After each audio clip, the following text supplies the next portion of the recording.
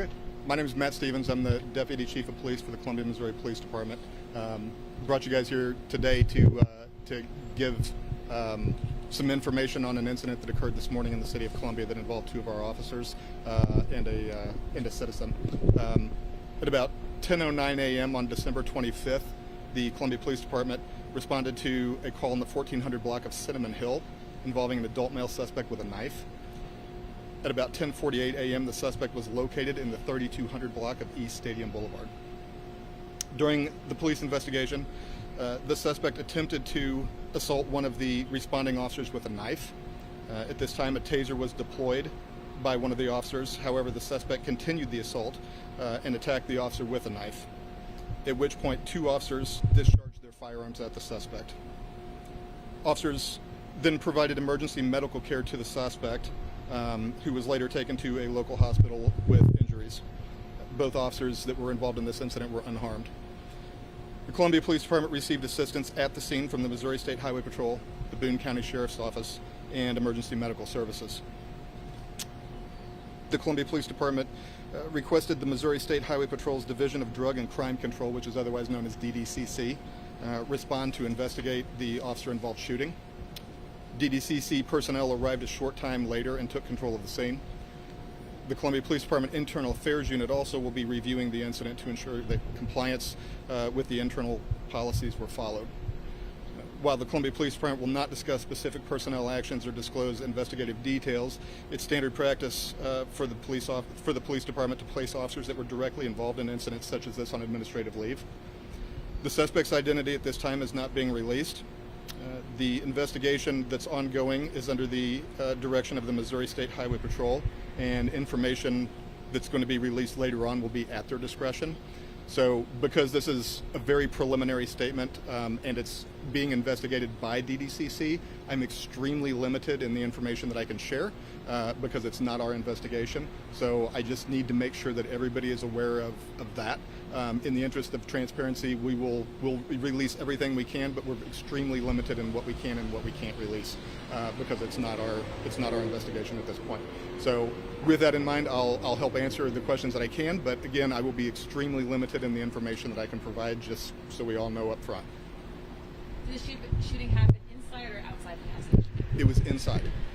No other injuries related to that altercation prior? No.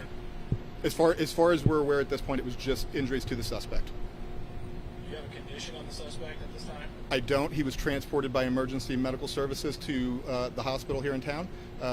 Last I knew, he was undergoing surgery and had just gotten out of surgery, but I don't know any more specifics about the condition currently. How many shots were fired? I don't know that with certainty, so I can't tell you. We had two officers that shot at the suspect, but I don't have a round count on how many rounds were actually fired.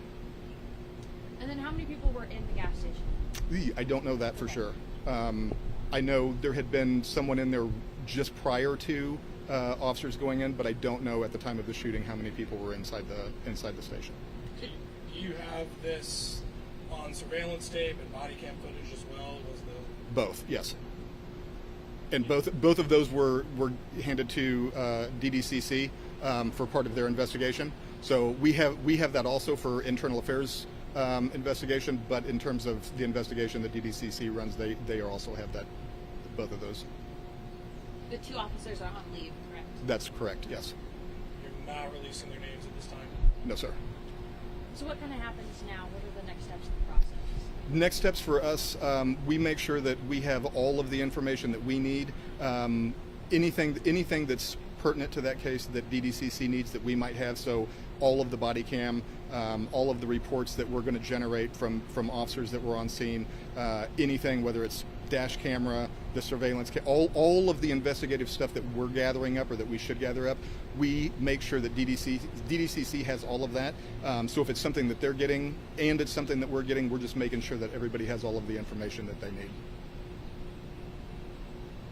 You mentioned the non-lethal actions first. Correct. Can you walk us through the thought process of using non-lethal before going to lethal? You kind of Sure. I can't tell you what the officers knew and what the officers suspected. I can just tell you parts and pieces of what is kind of seen on that video. There was Generally speaking, when a lethal threat is displayed, officers would respond with lethal force. That's just how you do business, and it's a must to a certain degree. So I don't know what the officers knew and what the officers thought when they actually deployed the taser. But after the taser was deployed, the suspect still attempted to assault officers with a knife, and then they fired upon the suspect. Have you seen the video? I have. Do you know if the taser was deployed Taser was deployed. and accurately, like it Effective. I think it was accurate. I don't think it stopped the assault. Gotcha. If that's the best way I can describe it. If it had stopped the assault, then there would be a different outcome. But when it doesn't serve the purpose that you need it to serve, then you have to go to a different level of enforcement. And that's unfortunately what happened. Do you have any inclination as to why the suspect was in the gas station at this time? I don't know. Or how long he was there? I think that was extremely brief. So I think the whole thing initiated from another address, and they locate him there, and then we start into the gas station, is what it appears to be, and then that's where all of this action transpires. Okay? Yep. All right. Last question, could you tell us your name, spell it, and give Sure. us your rank? Matt, M-A-T-T, Stevens, S-T-E-P-H-E-N-S, and I'm the Deputy Chief of Police for the Columbia, Missouri Police Department. Sir. Thank you. Thank you so much. Thank you all. I appreciate it.